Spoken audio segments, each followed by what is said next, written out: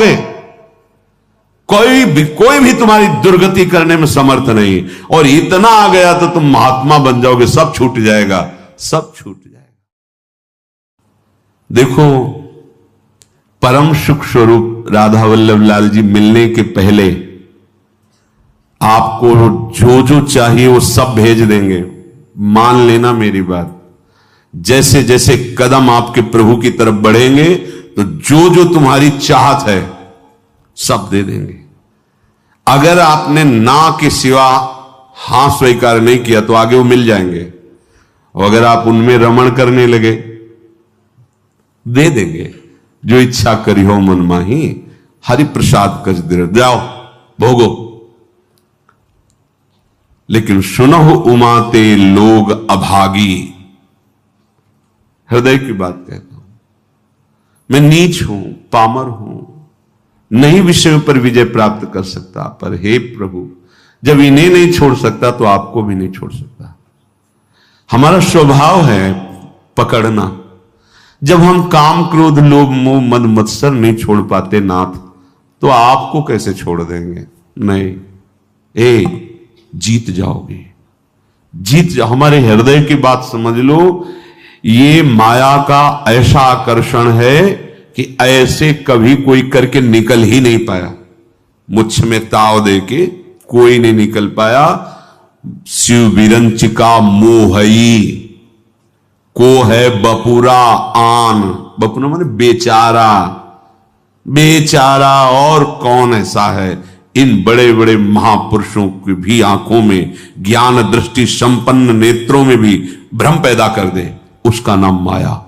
गरुण महाज्ञानी गुण राशि, देवर्षि भगवान के अवतार। बस समझो, हमारी एक बात पकड़ लेना। ये प्रभु जब हम गंदगी नहीं छोड़ पा रहे, हमारा स्वभाव है, देखो ना, हम नहीं छोड़ पा रहे, तो नाथ बड़ी गुरु कृपा से आपका नाम आप पकड़ में आए हो। तो हम ये नहीं कह रहे कि हम गंदगी छोड़ के आपको पकड़ लेंगे। हम गंदगी नहीं छोड़ पा रहे तो आपको भी नहीं छोड़ पाएंगे। जीत जाओगे, हमारी बात मान लेना, प्रार्थना मान लेना, इस बात की अकाट्य समझ लेना। जन अवगुण प्रभु मानन काऊ, दीन बंधु अति मृदुल। हमसे गलती क्या हो जाती है, हमारी मन भावती भोग वृत्ति को जहां भोग मिले तो हम इनको छोड़ देते हैं और उसको पकड़ लेते हैं और इनसे विमुख हो जाते हैं। ये बहुत बुरा हो गया। सुनो उमाते लोग अभागी। हरिता जी शब्द देखो, हरिता जी होई विषय अनुरागी। ये शरीरधारी कितने दिन जीवित रहेंगे, इनको अपना पति माने, प्रीतम माने, अपना जीवन सर्वस्व माने, कितने दिन रहेंगे। छूटेगा ना। तो इनके अंदर जो बैठा हुआ मेरा प्रीतम है उससे प्यार कर लो, सब में वही विराजमान है, भावना कर लो। जब हम किसी धातु पर, किसी पाषाण आदि के विग्रह पर, किसी छवि पर भाव करके भगवान प्राप्त कर लेते हैं, तो चलते फिरते इन मूर्तियों पर भगवान को क्यों नहीं हम प्राप्त कर सकते।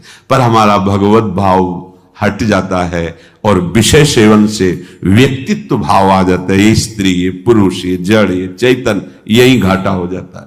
हमारी बात मान लेना, ये बहुत सहज और सरल बात है। इतना इतना छोड़ करके आप प्रभु को स्वीकार करें, बड़ी कठिन बात है। और ये हम कोई मनमानी नहीं कह रहे हैं। महापुरुषों द्वारा बिगड़ी जन्म अनेक की, अब ही सुधरे आज अभी सुधर जाएगी।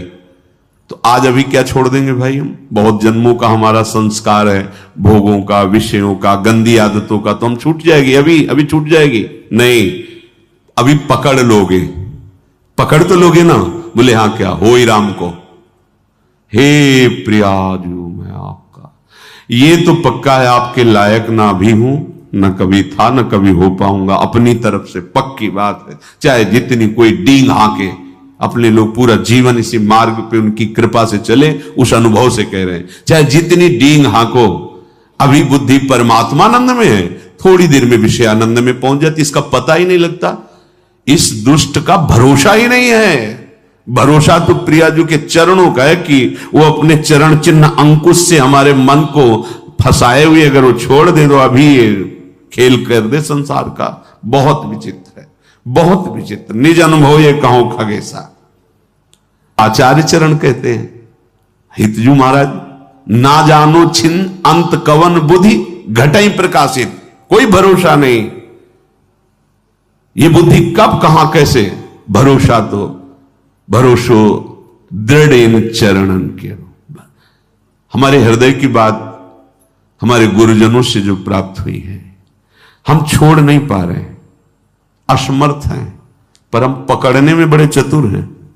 तो प्रभु गुरु कृपा से आपका नाम, आपकी बात, आपका आश्रय पकड़ में आया है। आपको देख तो नहीं पा रहे, आपका आश्रय पकड़। तो जब ये नहीं छोड़ सकते तो हम आपको भी नहीं छोड़ सकते। ये जीत जाओगे, कोई भी तुम्हारी दुर्गति करने में समर्थ नहीं। और इतना आ गया तो तुम महात्मा बन जाओगे, सब छूट जाएगा, सब छूट जाएगा। क्योंकि जैसे जैसे ज्ञान का प्रकाश होगा, अज्ञान नष्ट होता चला जाएगा। अगर हम इससे कोई कहे कि सब छोड़ करके फिर प्रभु की शरण में आओ, तो असमर्थ, सब असमर्थ हैं, सब। घोर वैश्याचारी भी, वैश्यागमन करने वाले भी जब भगवान की शरण में आए तो महात्मा बन गए। करो सद्यते साधु समान। हमें तो एक ही बात समझ में आई है कि इनकी कृपा से इनको जाना जाता है, इनको पाया जाता है, इनकी साधना होती, इनका भजन होता है। सच्ची बात कह रहे हैं, अपनी तरफ से हम शून्य हैं। अपने को देखा है, अपनी तरफ से हम शून्य हैं, कोई भी अंक नहीं है। कोई अंक है तो आपकी कृपा का है, अन्यथा नहीं है। ये निष्ठाएं इन्हीं की कृपा से जागृत होती है। जब दिखाई देता है अब कोई सहारा नहीं, तो ये बेईमान मन फिर भागता है प्रियाजू के चरणों की तरफ कि अब कोई रास्ता ले, अब तो पकड़ ले, अब तो पकड़ ले। जब कोई तेरा ले तो पकड़ ले, ये कृपा होती है। और इसका स्वभाव पकड़ लेता है तो छोड़ना बड़ा कठिन होता है। बस यही हमारी विजय का हेतु होगा। अगर हम सत्संग के द्वारा भगवत नाम, भगवत धाम, भगवत चरण सेवा की निष्ठा पकड़ ले, काम हो जाएगा। बिल्कुल सरल मार्ग है, हम नहीं छोड़ पा रहे हैं तो हम पकड़ने वाले स्वभाव वाले, तो हम पकड़ लेते हैं। आपको कैसे छोड़ेंगे जब गंदी बातें नहीं छोड़ पा रहे, तो आपको कैसे छोड़ेंगे। पर इसकी चाल माया की है, वो आपको आकर्षित करके प्रभु को छुड़वा देगी, और छुड़वा देती है। बस यहां नहीं कोई हमें बीच में कमजोरी रखनी। हम नीच हैं, पामर हैं, पर आपके हैं, इस पर कभी संशय नहीं हो सकता। हम ये नहीं कहते कि आपके लायक हैं, पर प्रभु नालायक हैं पर आपके हैं, बस इसमें संशय। ये बात नहीं हो सकती कि आप हमें छोड़ो और ये ले लो। नहीं, हम इसे नहीं छोड़ पा रहे पर आपको घसीटेंगे अपने साथ। अब आपके गले पड़ गए, अब आपके गले पड़ गए। अब ये पट्टा आपके नाम का है। अब आप देख लो किसको रोकना है, किसको हटाना है, वो आप जानो नाथ। अब आपको नहीं छोड़ सकता। छूत दृढ़ वाधास त्वसैहास तदपि नहीं पदम यामी वृंदाटवीति। अब हम एक कदम भी धाम को नहीं छोड़ सकते, चाहे जैसी परिस्थिति। ऐसे ही हम निरंतर नहीं जप पा रहे, पर कोशिश करेंगे कि नाम हमसे न छूटे। हम प्रभु के ध्यान में नहीं, पर हमारे चित्त में बात बैठ गई कि शरणागत वात्सल्य समुद्र प्रभु, मुझे आपका भरोसा है, आपका सहारा है। ये अंदर की बात कह रहा हूं, ये आपको महात्मा बना देगी। अपने मन की बात जो प्रभु की बात से मिले वही प्रमाणित मानी जाती है। भगवान कह रहे हैं अपिचेत सुदुराचारो भजते माम अनन्य भाग। अनन्य भाग भजन का मतलब वो निरंतर भजन नहीं कर रहा, उसने भाव कर लिया है कि अब मुझ जैसे दुराचारी पापी का एक ही भरोसा है, केवल भगवान।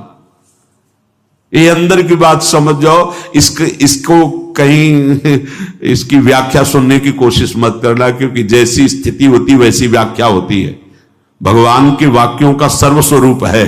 आप जिधर से देखोगे वो आपको अपने अनुकूल दिखाई देने लगेंगे। एक बात आंतरिक जो हमारे हृदय में गुरु कृपा से समझ में आई है कि हम जैसे भी हैं, देखो भगवान के वचनों से प्रमाणित है, इससे बड़ी कोई बात नहीं होगी। जो नर होए चराचर द्रोही, आवे सभय शरण तक मोही।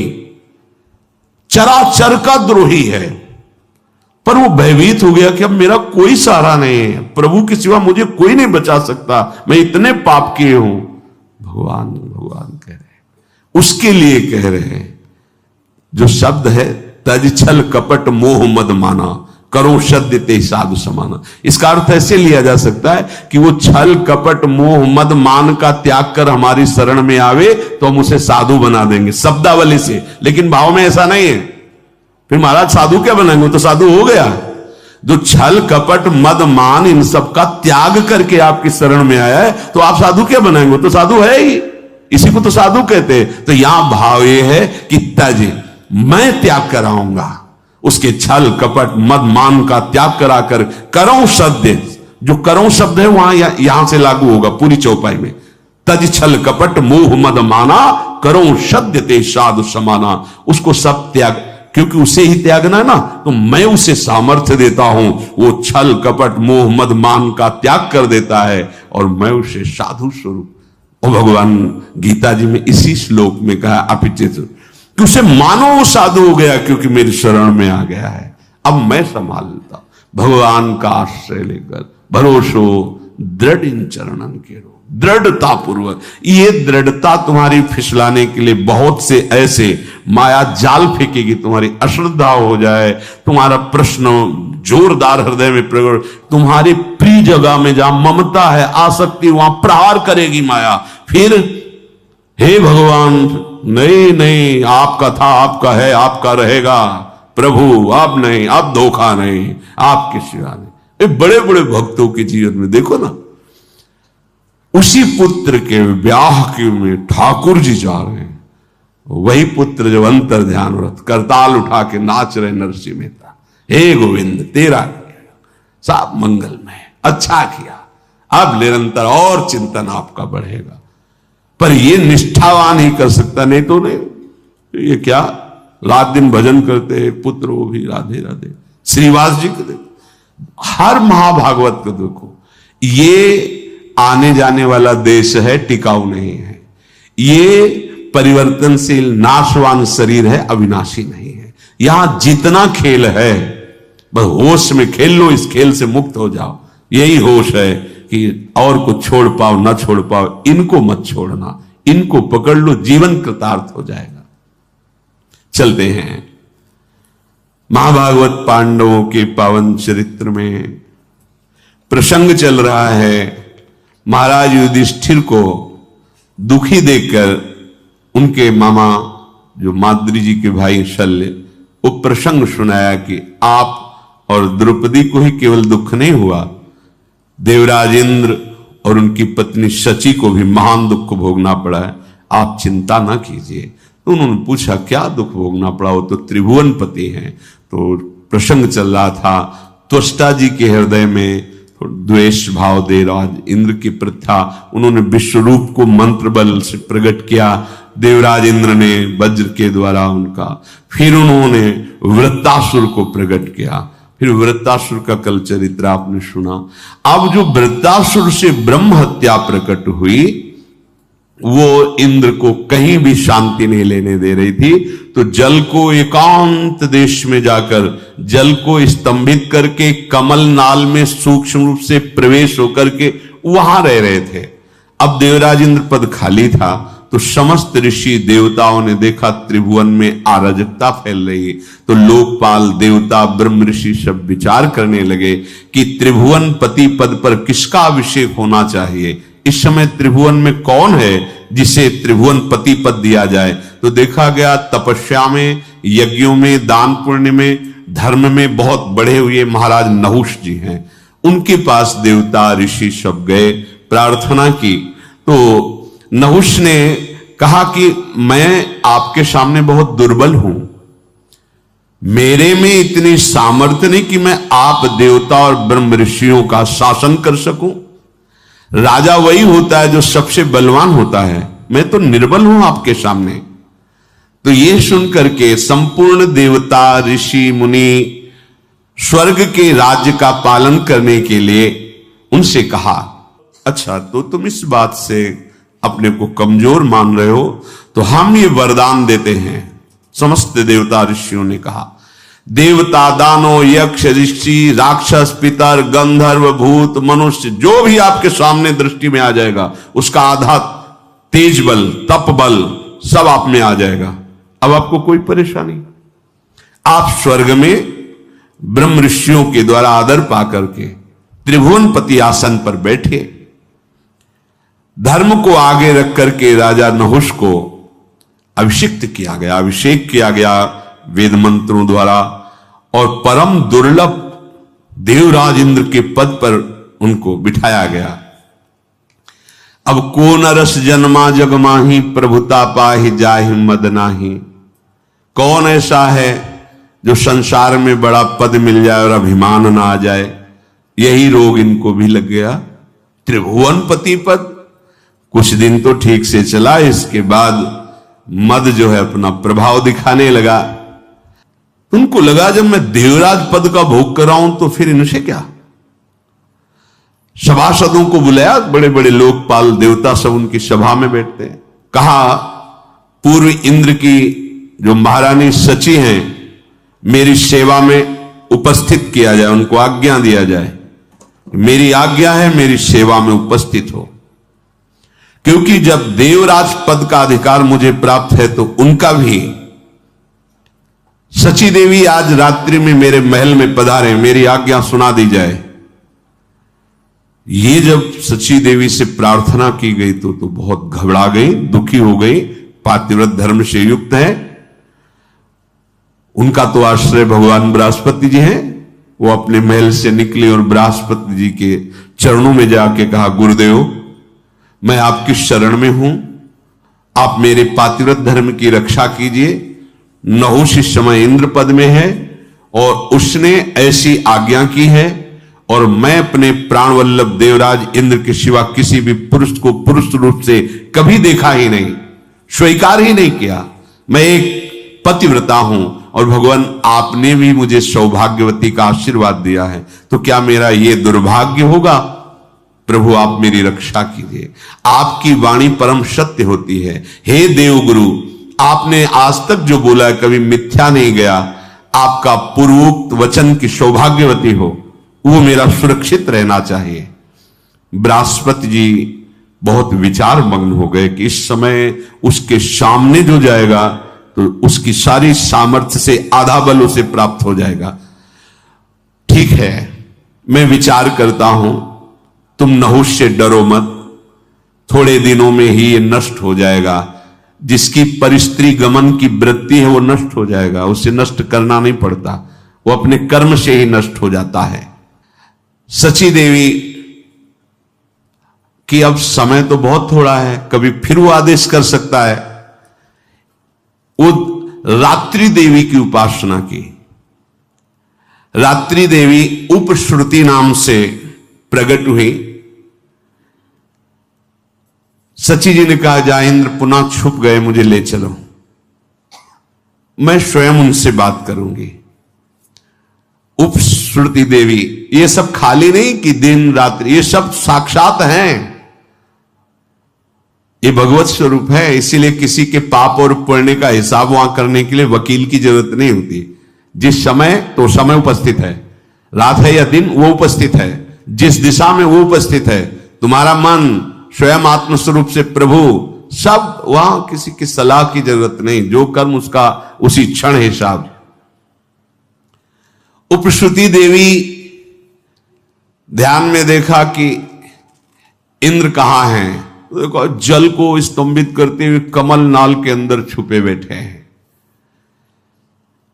उपश्रुति देवी को वहां उपस्थित देखकर इंद्र प्रसन्न हुए। अब आप आ गई तो कोई न कोई उपाय तो बताएंगे ही। उन्होंने कहा, इंद्रदेव तुम्हारा कल्याण हो, इंद्राणी का दुख देख करके मैं आई हुई हूं। तुम सब पर्वत, वन, पृथ्वी, स्वर्गलोक सबका त्याग कर यहां जल में हो, और यहां इंद्राणी की क्या दशा हो रही तुम्हें पता है, बड़ा दुख भोग रही। तुम कमलनाल में सुरक्षित हो, पर आपको इंद्राणी को सुरक्षित करना चाहिए। देवराज इंद्र ने कहा कि इस समय मैं असमर्थ हूं। नहुष बहुत बड़ा बलवान है और वो कुचेष्टा पर उतारू है। तीनों लोगों में कोई ऐसा नहीं कि उसे सुधार सके। मैं इसमें क्या कर सकता हूं? वो पापपूर्ण विचार रख रहा है। उनका अपने आप को आप प्रकाश में लाइए, अपने तेज से आप देवताओं का जो शासन पद उसे स्वीकार कीजिए। इंद्र ने कहा, देवी इस समय पराक्रम मेरे में नहीं है, नहुष में है।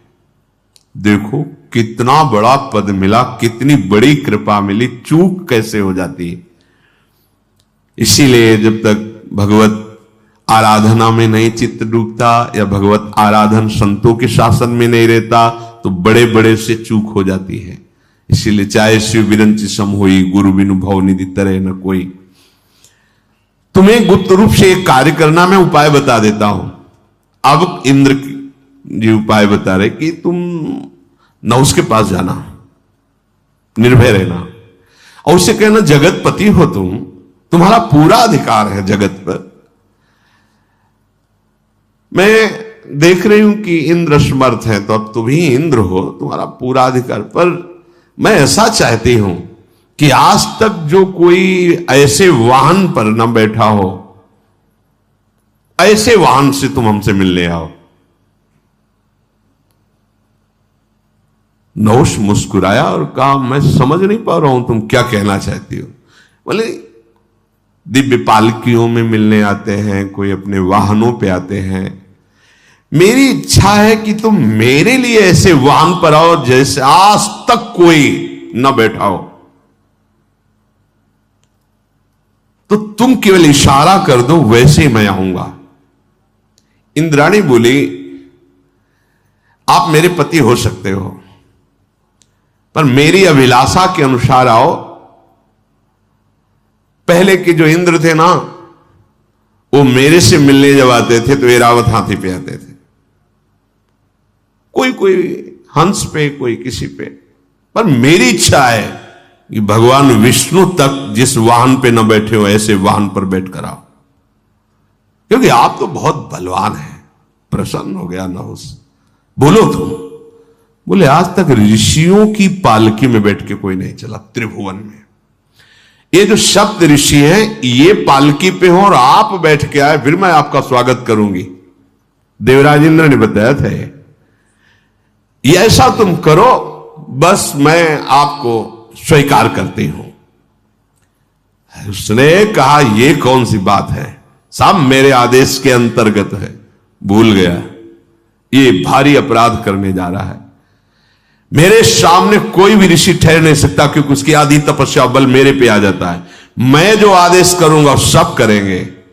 तुम जाओ अपने भवन में और मैं सप्त ऋषियों की पालकी पे आ रहा हूं। कितना बड़ा अपराध! जो जगत बंदनी महापुरुष है, जिन्हीं के आशीर्वाद से इंद्रासन पद पे बैठा था, बुद्धि भ्रष्ट हो गई। ये देखो, जब परिस्थिति गमन किया जाता है तो बुद्धि का निर्णय गलत हो जाता है। बुद्धि बिगड़ गई, बुद्धि का बिगड़ जाना ही नाश है। कामः संजायते क्रोधा, क्रोधा स्मृति विभ्रमा, स्मृति भ्रंशात् बुद्धिनाशो और बुद्धिनाशात् प्रणश्यति। बुद्धि का नाश ही सर्वनाश कहा जाता है।